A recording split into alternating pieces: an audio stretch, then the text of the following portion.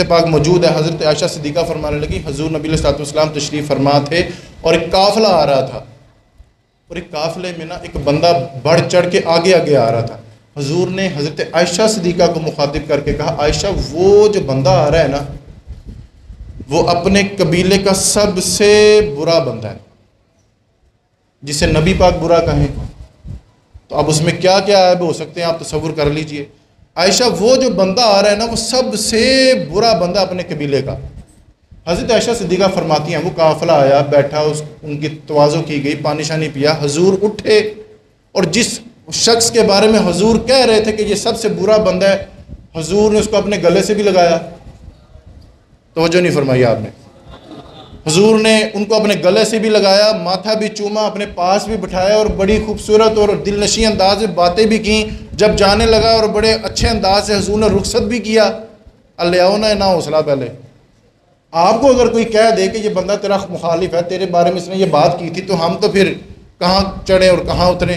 लेकिन हुज़ूर फरमा रहे कि ये सबसे बुरा बंदा है। और जब वो आया और हुज़ूर ने बड़ी खंदा पेशानी से उससे मिले हैं, बात की है, और जब वो गया और बड़े अच्छे अंदाज में उनको रुखसत किया है, हज़रत आयशा सिद्दीक़ा फरमाने लगी, या रसूल अल्लाह अभी थोड़ी देर पहले तो आप फरमा थे कि सबसे बुरा बंदा है, और अब आप उनसे बड़ी अच्छी बात भी की है और अच्छे अंदाज से आप मिले भी हैं। हुज़ूर फरमाने लगे, अब ये बड़े चमकते लफ्ज़ अल्लाह करे आपके दिलों में उतर जाए, चले आमीन तो कह दीजिए। हुज़ूर फरमाने लगे, अब ये उसका ज़र्फ़ था कि वो बुरा है। अगर कोई बंदा बुरा है तो हम अपना ज़र्फ़ तो नीचे नहीं ना कर सकते। हुज़ूर का फरमान सुनिए। हुज़ूर फरमाने लगे, लोगों में से सबसे बुरा बंदा वो है जिसकी बोल चाल की वजह से, जिसकी ज़ुबान की वजह से जब कोई इख्तिलाफ़ राय करते तो अगले को बंदा ही ना समझे, इतनी शिद्दत कर जाए कि अगले बंदे का मुखालिफ हो जाए और लोग उससे मिलना जुलना छोड़ दें, वो सबसे बुरा बंदा है। अब हुज़ूर फरमा रहे हैं कि जब तुम्हारी इख्तिलाफ़ राय हो जाए तो अच्छे अंदाज से कर लो, ज़रा अदाब में रह के कर लो। इस कदर मुखालफत, हम तो इस कदर, वो कहते हैं ना कि वज़ीर उसी को बनाया जाता है जो जिसकी ज़ुबान ज़रा तेज़ हो और जो किसी को आगे से बोलने ना दे। ओहदा भी उसी को मिलता है जो चापलूसी अच्छी कर ले, हक़ को हक़ समझे। आप इख्तिलाफ़ राय करें ज़रूर, लेकिन हक़ को हक़ समझें। हमारे यहाँ पे इख्तिलाफ़ इतना शिद्दत पकड़ जाता है, मजहबी जमातें, दो उलमा बैठे हैं, किसी भी फ़िरके से हो सकते हैं। देवबंद मसलक के बहुत बड़े पेशवा हैं और मैं बड़ी इज़्ज़त की निगाह से उनको देखता हूँ, और आज भी अल्लाह ताला उनको मज़ीद इज़्ज़तें और तरक्कियाँ दे।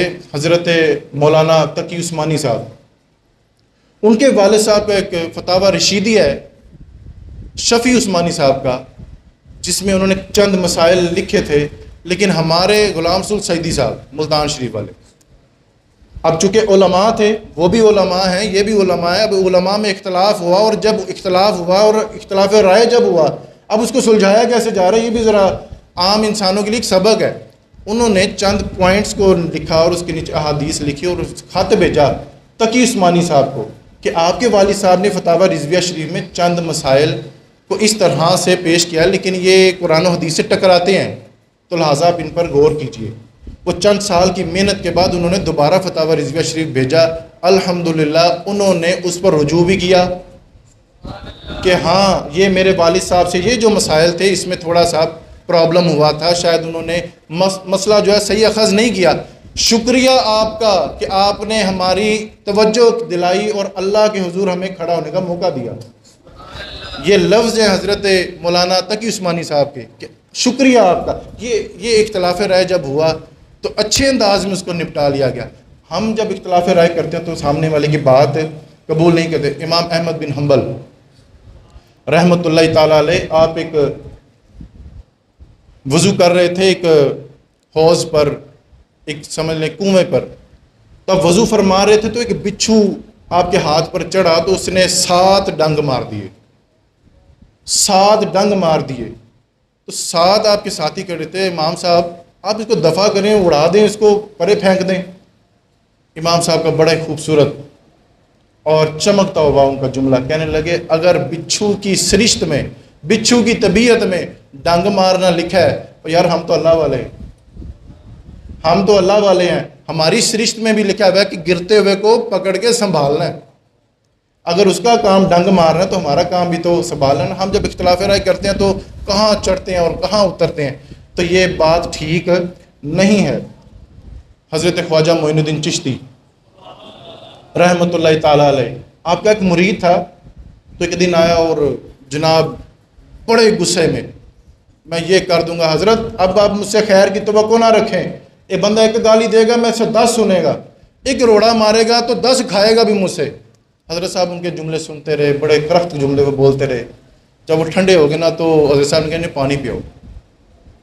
पानी पिया, जब गुस्सा थोड़ा ठंडा होगा ना तो थपकी दी, कहने लगे पुत्र आधे रास्ते पे उसने कांटे बिछा दिए और आधे रास्ते पे तूने कांटे बिछा दिए, तो फिर सबके पाँव तो फिर ज़ख्मी हो गए। तो देखना, हम तो अल्लाह वाले, हम तो अहले तरीक़त हैं, हम भी तो किसी के मानने वाले हैं ना। तो जब किसी को मान लिया जाए ना तो फिर रास्ते हमवार किया करते हैं, कांटेदार नहीं किया करते। आप अपनी बात को मनवाएं नहीं है, बस आप अपनी राय दें। इस कदर इख्तलाफ कर देना। कुरान मजीद ने दुरूद शरीफ पढ़ी है सल्लल्लाहु अलैहि वसल्लम। कुरान मजीद ने अहले यहूद की एक बड़ी संगीन गलती के बारे में आगाह किया है। कुरान मजीद कलाम करता है कि आफ़तुमिनु बिबादिल किताबि व तकफुरुना बिबाद। हुआ ये था कि अल्लाह ताला की तरफ से जो अहकामात आते थे, यहूदी क्या करते थे, जो उनकी मर्ज़ी का अहकाम होता था ना वो मान लेते थे, बाकी छोड़ देते थे। यानी कि जिसमें उनको अपना फ़ायदा नज़र आता था वो मान लेते थे। आफ़तुमिनु बिबादिल किताब, जो तुम पर हक और जो तुम्हारी मर्ज़ी का होता है उसको तुम मान लेते हो। व तकफुरुना बिबाद, जो बाकी है वो छोड़ देते हो, उस पर तुम कुफर करते हो। ये निशानी कुरान ने यहूदियों की बताई है कि दी। अब थोड़ा सा ज़रा गौर करेंगे ना, ये निशानी अब मुसलमानों में भी पाई जाती है।